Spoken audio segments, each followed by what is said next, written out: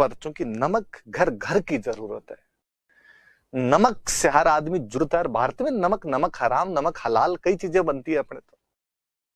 नमक खा लिया किसी का तो उसके बाद गद्दारी नहीं कर सकता अपने तो। वो जोधपुर की तो किसी की कहानी है, जोधपुर के राजा की, किसके, निमाज के ठाकुर के साथ एक बनती नहीं थी, मान सिंह जो राजा था उसकी, और उसने सेना भेज दी थी अपनी ठाकुर के ऊपर। ठाकुर की हवेली में खूब सारे लोग इकट्ठे हो रखे, वो जो सामंत था उसकी हवेली में। लोग कौन, तो कुछ तो खुद के लोग थे, फिर सामंतों की जो हवेलियां हुआ करती थी वहां पे आने जाने वाले लोग भी रुक जाया करते। वो थोड़े पैसे वाले लोग होते, लंगर टाइप का चलाया करते, आता जाता खाना खा लो, रुक जाओ, ऐसी व्यवस्था भी होती। एक गांव का कोई किसान खेत सिंह रूपावत जोधपुर में फसल बेचने के लिए आया हुआ, शाम को वापस जाते टाइम अंधेरा हो गया। सोचा ऊंट लेके गांव पहुंचेंगे तब तक रात हो जाएगी, इससे अच्छा है रात रात यहाँ रुकते हैं, सुबह चल लेंगे। रुका वहां पे जाके, हवेली वालों ने पूछा कौन, उसने कहा ऐसे ऐसे चलता हुआ राहगीर हूं, ये बात है। ठीक है भाई, खाने पीने का, उसने कहा बाजरे के सोगरे तो लेके आया था, सब्जी यदि पड़ी हो, कोई दाल वाल बनी हो। सब्जी तो अपने राजस्थान में किसकी बनती थी जी, होती नहीं थी अपने सब्जियां यहाँ पे। कोई दाल मंगोड़ी पापड़ बड़ी हुआ करती थी, रायता बनाते थे, कोई लगावण मिल जाए थोड़ा बहुत तो और भली बात हो। हवेली वाले जो कारिंदे थे उन्होंने वो थोड़ी सब्जी वब्जी जो भी उनके पास थी वो दे दी। खाना खा के वो लेटा ही था, इतने में समाचार मिले कि सेना आ गई। सामंत ने आगे कहा कि मेरे जो लोग हैं जिनको मैं तनख्वाह देता हूं वो तो यहां रहो, लड़ो। जो राहगीर हैं पीछे वाले दरवाजे से निकल सकते हैं, आने जाने वाले जो लोग रुके हुए थे वो पीछे वाले दरवाजे से निकल सकते। लोग निकल गए। खेत सिंह रूपावत वहीं खड़ा रहा। उसने पूछा तू कौन है, मेरा आदमी नहीं लगता यार। मेरा नाम खेत सिंह रूपावत है। तो जा भाई, रुका हुआ था तो तू जा अब। उसने कहा नमक खाया है, नमक हरामी नहीं की जाए। वो आधे घंटे पहले यदि वो लगावण नहीं लेता ना आप वाला, तो भाई साहब रवाना हो जाते। अपने घर पे भी है एक बुढ़ी माँ, पत्नी और है, नई नई शादी हुई है। उसने भी सुबह कहा था कि आते समय मेरे लिए हरे रंग की चूड़ियां लेकर आना, बैग में है मेरे पास, पर अब नहीं। लड़ा वो उनके साथ, शहीद हो गया उस युद्ध में। लाश गई घर पे, पत्नी सती हो गई उस लाश के साथ। एक अकेली बुढ़ी मां घर पे बची थी,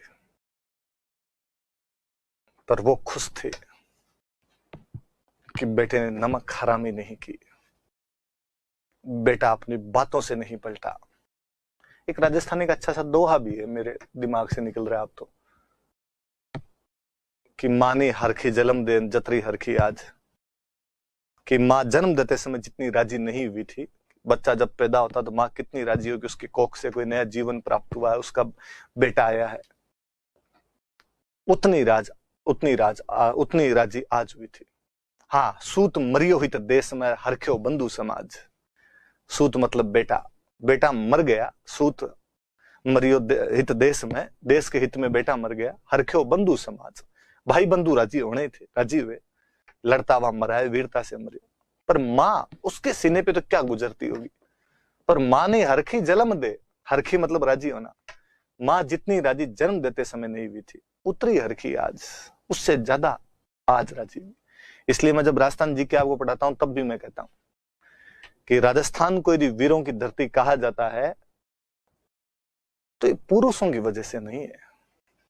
पुरुष तमाम जगह लड़े हैं, ज्यादा लड़ लिए, कहीं कम लड़ लिए, कहीं मर गए, कहीं जिंदा रह गए, कहीं सामने छाती करके लड़ लिए, कहीं पीठ पीछे गोलियां खा ली। तमाम विश्व के अंदर ऐसा हुआ है। मानव सभ्यता ने जहां कहीं जन्म लिया है वहां पे पुरुष का काम ही लड़ना रहा है। इतनी वीरता पूर्वक बातें करने वाली महिलाएं केवल और केवल राजस्थान में हुई है। मुझे उस वाक्य से गंभीर आपत्ति है कि राजस्थान वीरों की धरती है। मुझे लगता है इस बात को कहा जाना चाहिए कि राजस्थान वीरांगनाओं की धरती है। या कम से कम इतना तो किया जाए कि वीरांगनाओं तथा वीरों की धरती है, उस पन्ना धा है, उस अमृता देवी बिश्नोई, उन पद्मिनियों, कर्मावतियों, फूल कंवरों, उनके बलिदान को कोई कैसे भुला सकता है। और ये तो वो नाम है जिन्हें हम जानते हैं। खेत सिंह रूपावत की मां की तरह वो असंख्य महिलाएं जिन्होंने इस रेगिस्तान में और कुछ भी नहीं होता था उस धरती के लिए अपने बेटों को भेज दिया था।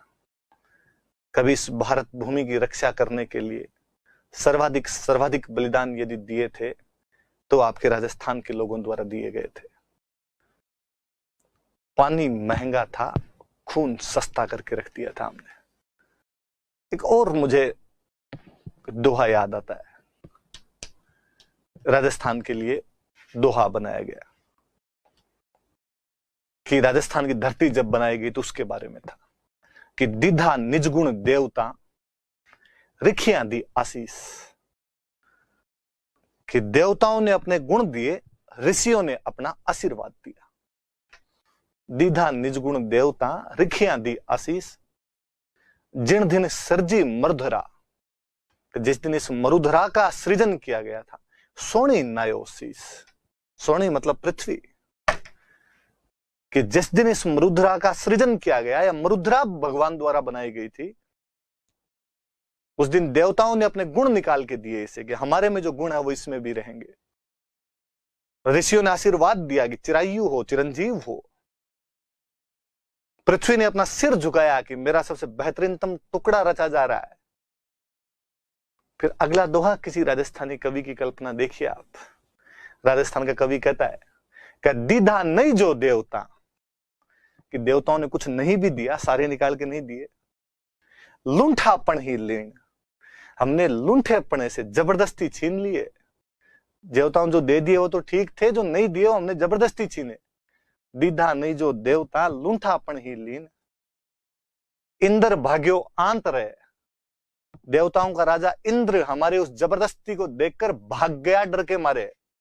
अब लग बरखा हीन, इसलिए हमारे बरसात नहीं करता है, क्योंकि हम उन गुणों के लिए, जो गुण उन्होंने नहीं दिए थे, उनके लिए लड़ लिए थे हम। तो नमक वो चीज है साहब कि उस नमक के लिए आदमी कट के मर गया था। उस खेत सिंह रूपावत को आज भी रंग दिए जाते हैं पश्चिमी राजस्थान में। जब भी अमल वगैरह लिया जाता है, हालांकि बैन है, नहीं लिया जाना चाहिए, पर पहले हुआ करता था ऐसा, तो खेत रूपावत ने रंग, उसको रंग दिए जाते थे कि यार क्या साधारण आदमी इतने बेहतरीन तरीके से लड़ गया था। चलो